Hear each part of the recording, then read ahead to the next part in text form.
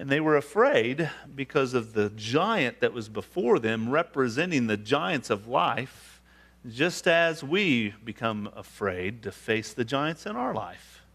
You see, the world tries to convince us that the things of this world are greater than the things that are inside of us, the Holy Spirit speaking through us to our lives.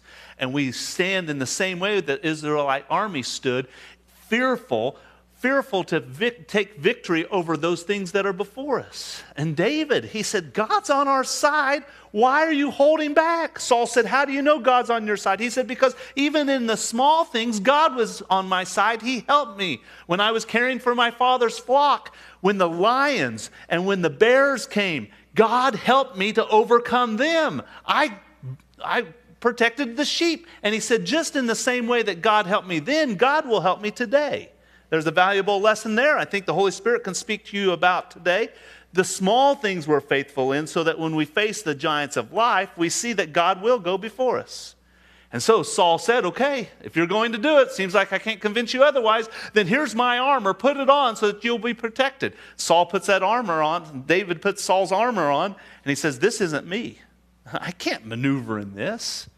And when we pause for a moment there, it represents many lives today. We kind of are intrigued by how other people worship the Lord, and we see how this person of faith is able to make it, and we say, well, I want to be like them, and it is good to have them encourage us, but God has created you who you are. You can be closer to God than ever before if you'll just be yourself. And David said, I'm going to be myself. And so he takes his slingshot, and he takes the 5 smooth stones. We'll talk about that in just a moment, the significance of 5 stones.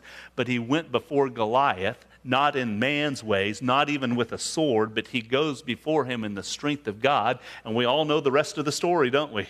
That stone sunk deep into the Goliath's head, and it knocked him out, knocked him over.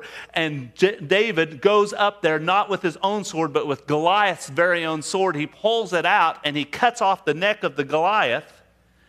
And victory comes because it encouraged everyone else. Another great lesson we'll see in just a moment. And the Israelite army said, God is for us.